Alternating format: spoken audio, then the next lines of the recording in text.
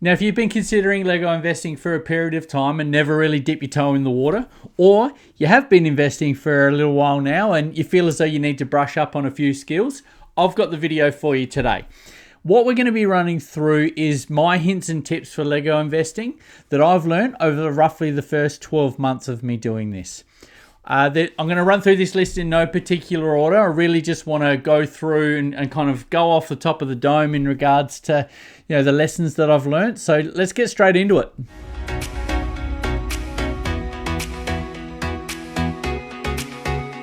So to kick things off, we've got buy price is the key to profit.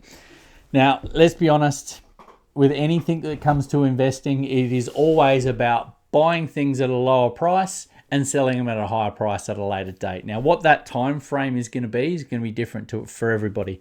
Some people are going to be looking at a more quick flip approach, and we'll go into this in a bit more detail later in the video, where you want to buy a set at a lower price and then in a short space of time flip it over. You're going to get a much smaller margin on that. But the pluses to it is you've got less capital involved, tied up in it. The lower and slower approach is to buy stuff at a discounted price and then hold on to it for a period of time and allow that appreciation to occur over, months or years. For me, it's about profit margin. That's really the way that I'm setting my investing strategy up. My investment strategy is always buying at a figure that is, roughly around about a 50% below retail price. And, that means that instantly you're kind of in a situation where if you needed to clear out things, then you can, double your money.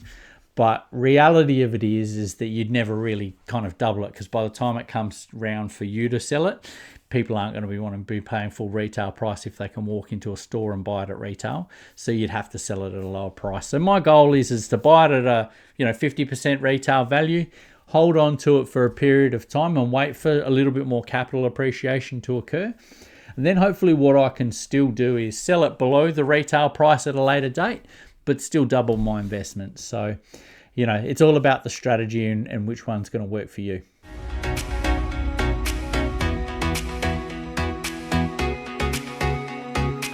Next up, we have when the price is right, the price is right. Now, I've made this mistake a couple of times now along in this journey so far. And that mistake is that when you're looking at things almost exclusively on a secondary market, when the price is extremely low, from time to time we encounter people selling on the secondary market that are just like done with Lego investing or done with Lego in general and are just looking at clearing out their collection. Now, they can be doing it in smaller bulk lots or as one big bulk lot. Now, when that occurs, you're catching somebody who's really just looking at clearing out what they have, and the returning on the investment for them might be a little bit less of a factor. You might also be dealing with somebody who has held on to those products for an extremely long period of time, and even selling them at a dramatically lower than market price, they are still either recovering their original investment or still making a little bit of money out of it. So, but the mistake that I've made with this is that sometimes when that price is super attractive and I've still tried to push things a little bit further and try and get a little bit more of a deal out of it. I think that's the natural salesman in me. I've been in sales for over 20 years, and I always like to try and get a bit of a better deal with things wherever possible. So I think that's probably just naturally ingrained in me to try and get that better price. But the reality of it is that I have lost out on those deals because I've been too busy trying to kind of, get a little bit of a better deal out of it. And what eventually happens is that the person gets, they're aware of where the price sits in the market. So they either just don't even reply because they look at you as a time waster, or, in a very short space of time, you can be asking for a discount on something, but in that exact kind of communication thread, customer B comes into that person, the seller, and they're looking at paying the whatever the listed price is on the sets, And often, that person's never going to come back to you and say, I've got somebody that's willing to pay full price. They just sell it to that kind of person that's willing to pay full price, and you miss out. So, just by trying to get a little bit of a deal sweetener out of it, you've ended up missing out on what could have been a really profitable pickup. So, like I said, when the price is right, the price is right. You've just got to, when that price difference is significant enough, you've just got to jump on it, pick up the bargain when you can.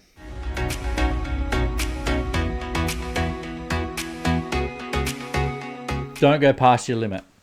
Now, this is a really crucial step, because at the end of the day, for me with Lego investing, there's no emotion involved in this. This process for me is pure numbers. If I can be purchasing a set at a certain amount and selling it at a later date at, double my investment amount, then, I'm winning from an investment point of view. But what you do have to do is you have to set yourself a limit. When you're negotiating with people, you do have to have a limit that you are willing to go no further past, because past that limit, it just doesn't make sense. And I guess a good example of this is on a previous video. I bought a bulk lot of sets from a pawn shop here in Australia called Cash Converters. I'll link the video here so you can have a look at it. And basically what I did is that, I walked into the store, and I think I ended up buying about, 15 sets, I think it was in total. And, we were going back and forth with price, and, $50 there. At the end of the day, we were probably about $100 apart in our negotiation. And essentially, I just explained to the people in the store, like, this is an opportunity for us to build up a bit of a relationship here. I'll continually keep coming back to that store to buy sets. And in fact, it wasn't that long ago that that I was looking on there, and they had a few bargains, to take a look at. So I'll probably return back there very soon. But what it was a chance to do is build up a bit of rapport between the two of us. One where both parties benefit from it. But I also just explained to the manager in there that, for me, it's just a numbers game. There's no emotional attachment to any of the sets that I've been buying. There's some that I like more than others, and there's some that, I'm much more interested in through this process. But at the end of the day, it's just a numbers game for me. And I said to her, this is the number that I needed to be at to be able to purchase these sets. And if it doesn't work for them as a business, then that's okay. We'll just kind of thank each other for our time, and we'll part ways. Maybe we can get a deal done the next time around. And, the lady that was in there was extremely reasonable and understood exactly where I stood with it. She also looked at it as an opportunity to clear out 15 Lego sets from their store in a single transaction. So, but that wouldn't have happened if I didn't kind of stick to my guns on where my limit was. So that's a really important step.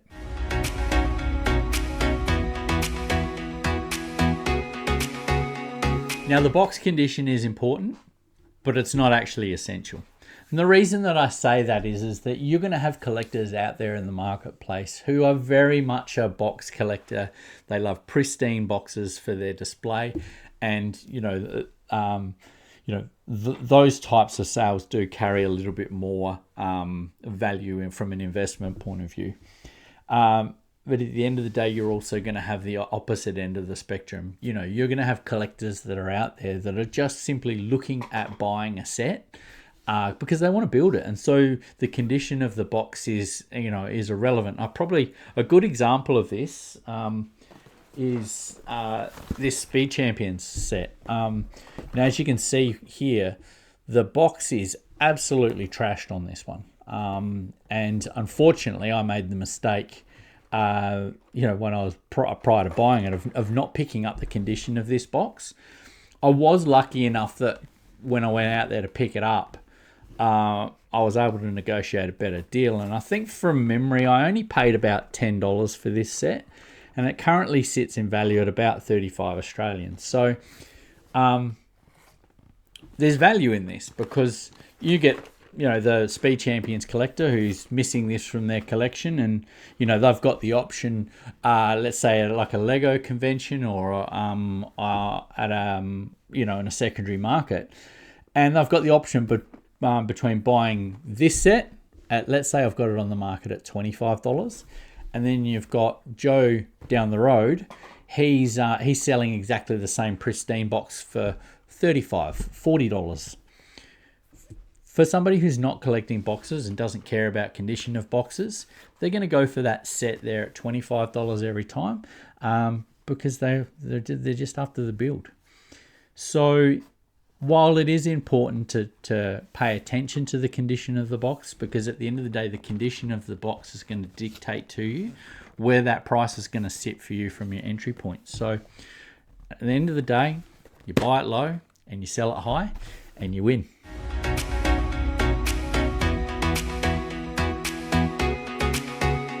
The next thing to consider is that time on the shelves is important.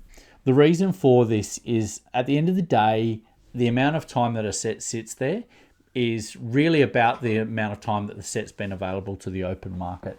The reason that Lego sets appreciate in value is that, they're typically only are available on shelves for a 1.5 to 2 year period, sometimes much shorter than that, but that's fairly typical.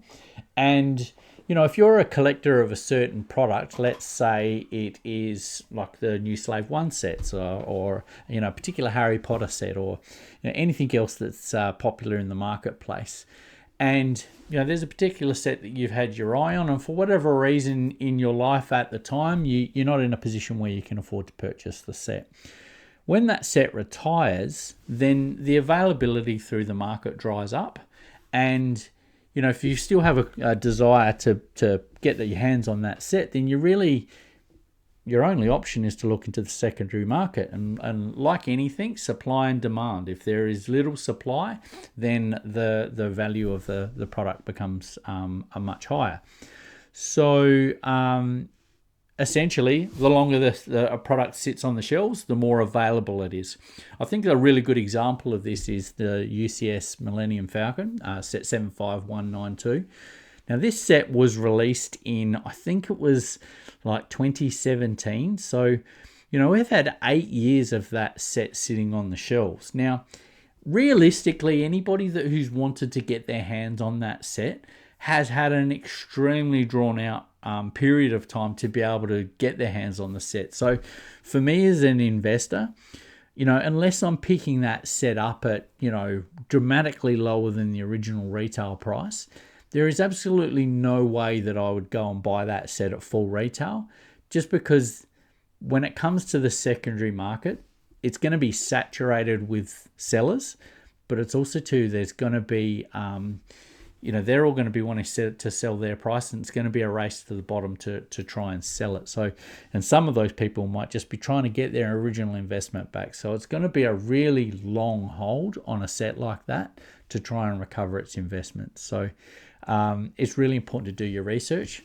and take a look at the amount of times that the sets have been available out there.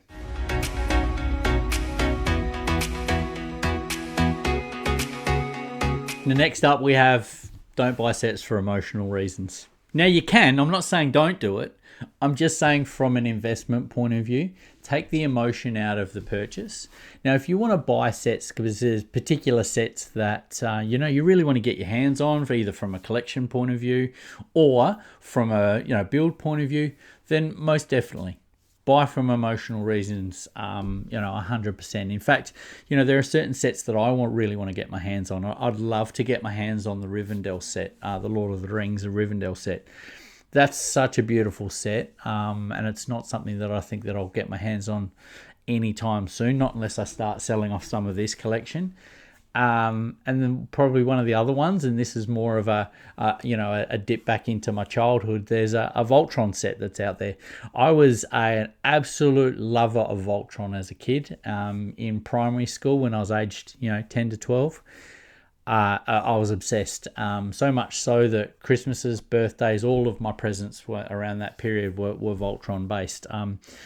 I used to do school assignments where I would write Voltron stories. So, as a youngster, I was obsessed. So, there is definitely an emotional link to that set. One day I'd love to get my hands on it. But I'm not buying either the Rivendell set or the Voltron set for investment reasons. I'm purely just buying it because of the emotional connection to those two sets, and that's 100% fine. But when it comes to investing, you kind of have to wrap your heart in concrete and make these decisions purely based on an economics point of view. Because at the end of the day, if you're buying Lego sets at cheap prices and selling it at high prices, you're going to potentially free up the capital to be able to make some of these emotional decisions, which can be really fun.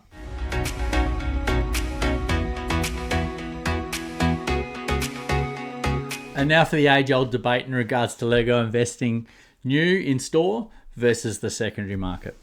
At the end of the day, your investment strategy is really going to drive which direction you go with this, and whether or not you're happy to buy at a slightly discounted price and have a much longer hold to be able to get the profit you need, or whether or not you're looking for a quick flip strategy. There are pluses and minuses for both of these options. When you're looking at new in store, you're going to be able to control the quality of the sets to a much higher standard, which is good. The downside to buying directly in retail stores is that you can, if you can see kind of, in this corner of the box here, they've got one of those security stickers here, and you can remove these stickers. You just kind of got to heat them up and then get alcohol wipes to get rid of the stickiness. But you're buying this set, and it's still a little bit compromised, I guess. If you're buying sets directly from Lego, different story, because they come in a nice clean box. In fact, I've got some here that I've purchased, and you can see here I actually bought these from somebody in the secondary market, but you can see that the way that they come packaged,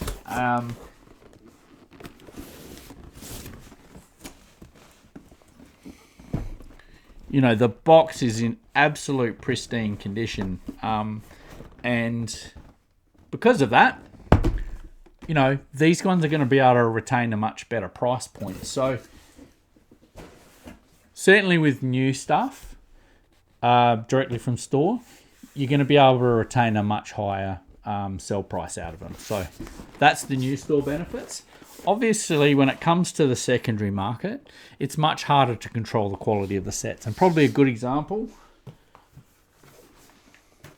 is this MIDI scale Millennium Falcon. You can see from the box here that there is some damage to the corners, some creasing at the top. These types of sets, from a sale point of view, you're going to have to sell this at below retail for it to make sense to some people. Like I said though, pick it up at a good price and the value's still there, and you're still going to find a buyer for it. Somebody who's looking at building and displaying this set doesn't care about the box quality. So whether or not you're going to be buying in store or whether or not you're going to buy on the secondary market is really going to be determined by your strategy. In store, you tend to find that, wait for Black Friday sales and, Christmas sales and all those types of things where stores will typically have up to 40% discount on the sets. Can be a really great opportunity to, get close to being able to double that investment. And it might mean that, especially if they're close to retirement, that you might only need to hold on to that set for maybe a 12-month period before you've reached that kind of doubling in value marker that I really look for. On the flip side of it, when you're looking at buying, bulk sets on the secondary market, you can be buying stuff at well below 50% of its original retail price. And you can be in a position where almost immediately doubling your investment. So your strategy is really going to drive which direction you go with this. For me, I have focused almost exclusively on that secondary market because I felt like I'm literally just learning this process, and I can learn this process at a much lower risk dealing in the secondary market.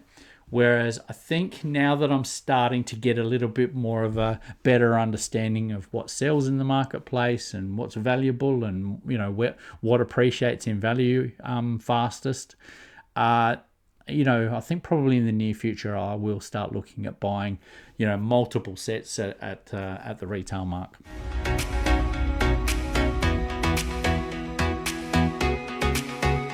And next up, we've got flipping versus holding. At the end of the day, kind of like the last point, it really is going to be your investment strategy that determines which direction you go with this. I find that a lot of people that are on the quick flip side of things, tend to happy to keep rolling things over. So they invest X amount of money into it, and they're willing to get a 20 or a 30% increase to the value of their investment, and then they kind of pull that money out and they invest it into the next thing, and off they go again.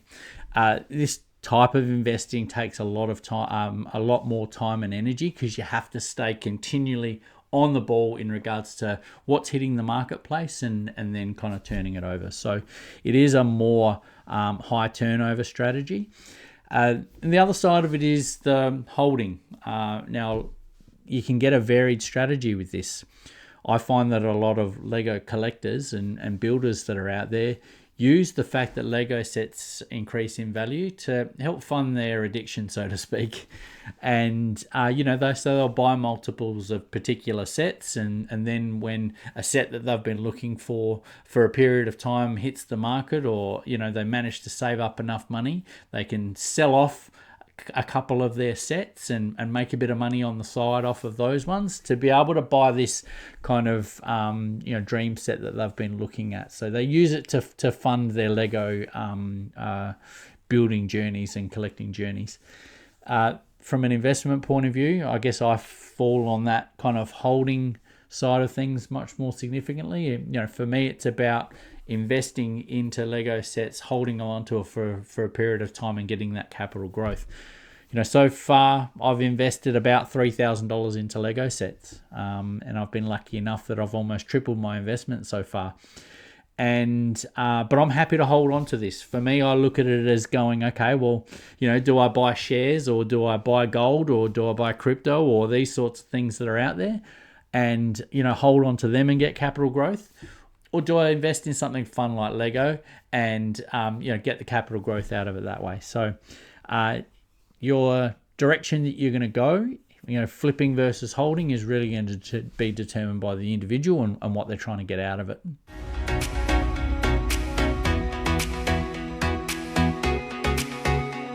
Look, at the end of the day, you've got to love Lego. And you've got to love Lego to be able to put in the time and the effort that it takes to invest in Lego sets. It can be time consuming, sometimes, and it is something that you need to stay on top of if you are looking at, investing money on a regular basis into this type of project. But it's also super fun. I have really reconnected with a part of my childhood that I've, growing up, Lego was huge. It was the things that I wanted for presents. If my dad went away from work and was coming back through the airports and was able to pick stuff up at duty free, he was always, coming home with Lego sets, which I was always super excited about. And so, as an adult, I've been able to reconnect with it. There was a long period of time there where I wasn't kind of connected back to Lego. So, it's exciting to be back involved with it. And, that love for Lego has really kind of continued to blossom as I've got back into it in the last 12 months. So, it can be time consuming, like I touched on. So if you weren't truly interested in Lego, I can imagine that it would be a bit of a grind staying on top of things. So reconnecting with that love is certainly important. So there you have it. That's my 10 tips in regards to Lego investing. Thanks for joining me on this video. Like and subscribe if you're enjoying these videos, and leave a comment in the comment section below in regards to your Lego investing journey. Is it something you're only just starting like me, or is it something you've been doing for a long period of time? Share any success stories or failures that you might have had along the way. Hit the bell notifications to stay up to date for new videos that come out, and I'll see you in the next one.